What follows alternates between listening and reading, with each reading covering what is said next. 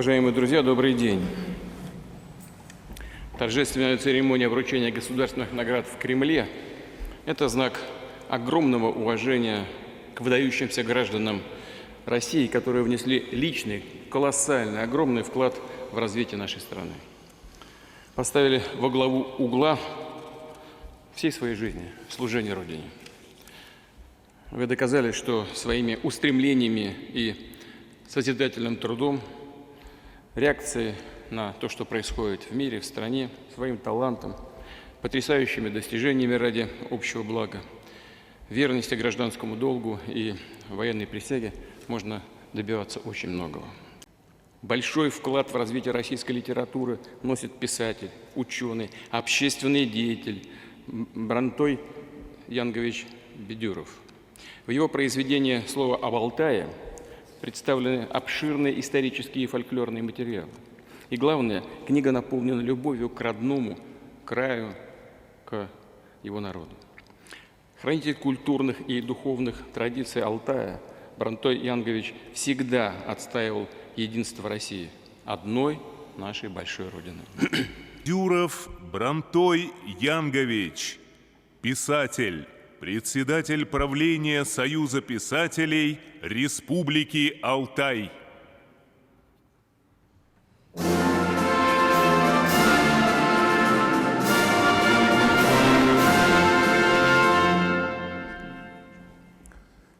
Уважаемый глава российского государства, дорогой Владимир Владимирович, начиная с московских царей Ивана Грозного, Бориса Годунова, петербургских императоров и советских руководителей генсеков, никто не говорил о нашем Алтае, откуда я родом, и их нога не ступала.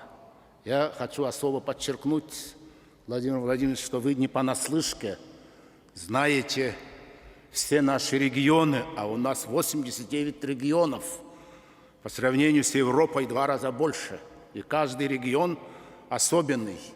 Вы знаете Республику Алтай и наш народ не понаслышке, и мы внимательно слушаем, следим, переживаем за вашу неустанную деятельность на этом ответственном посту руководителя нашего государства. Этот знаменательный день, дважды, Ильин день и день полнолуния, в столице нашей вечной и великой Родины Москве происходит особенная церемония. Поскольку вы меня назвали в своем выступлении, я, естественно, выражаю свою признательность, но хочу остановиться. Россия – государство многонациональное, расположенное между 3 океанами, от севера до юга, с востока до запада.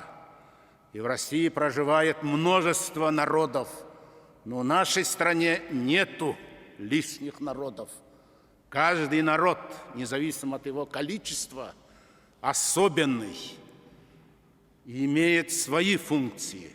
И это я хочу повторить, и особенно сейчас, когда я вижу воинов в условиях текущей ситуации. Так же, как 80-82 года тому назад, когда стоял вопрос о судьбе существования нашей Родины, сегодня наши воины, наши народы с особенным чувством осознают свою принадлежность к России, к российскому гражданству. Особенно важно подчеркнуть, что народы, как и дети, вырастают из детских штанишек.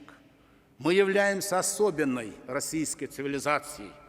Россия – наследница не только Советского Союза и Российской империи. Россия наследует все большие и малые государства нашей истории со времен скифов, киммерийцев, сарматов и других народов. И за этот период мы прошли большую школу.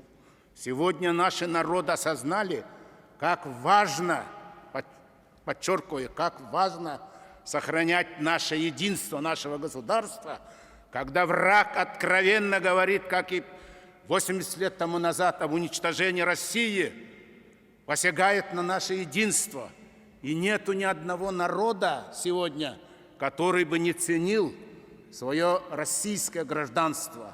И наши воины всех национальностей, я радуюсь, когда вот вижу вас, наши народы, начиная от русских и кончая самыми малыми народами, от абазинов, адыгейцев, алтайцев, до евенков, юкагиров, якутов, все как один защищают свою родину. Где это было видано, чтобы угрожали единству нашей Родины за всю нашу историю? Где это было видано, чтобы угрожали самому руководителю нашего государства? И этому не быть. Они не понимают, что Россия имеет не только военные, не только политические силы, у нас есть и другие силы. И как писатель я хочу подчеркнуть вторую сторону. У нас есть другая армия, тоже великая армия. Это армия литературная от Ломоносова, Державина, от Пушкина, Лермонтова и кончая уже с современными писателями, которые первые же дни войны Великой Отечественной были на фронте.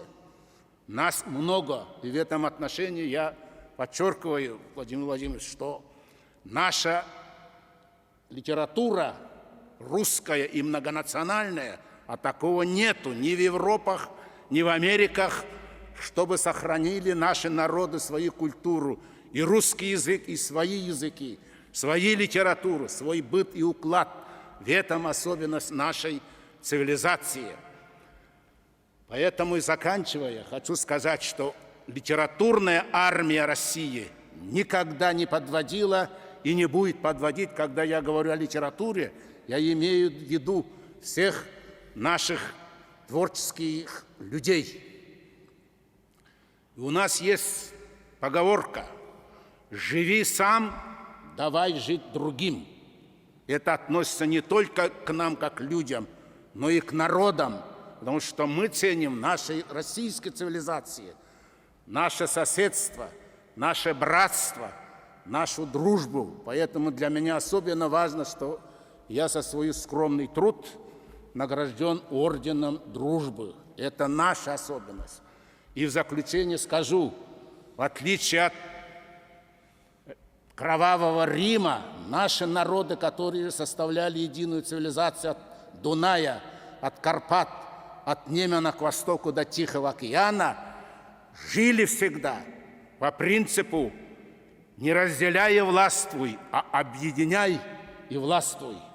И мы понимаем, сколько трудов, сколько энергии, сколько нервов, Владимир Владимирович, вы уделяете сохранению нашей Родины. Потому что народы, никто не хочет, чтобы не было центральной власти. Когда наступает угроза цельности государства, единства Родины, вот в этот момент пробуждаются силы. Это особенность нашей российской цивилизации. Наши лишения, наши испытания делают нас крепче и сильнее. Спасибо вам, уважаемые воины, за ваш труд, за ваш воинский ратный труд. Владимир Владимирович, приезжайте к нам на Алтай, вас всегда ждут на Алтае.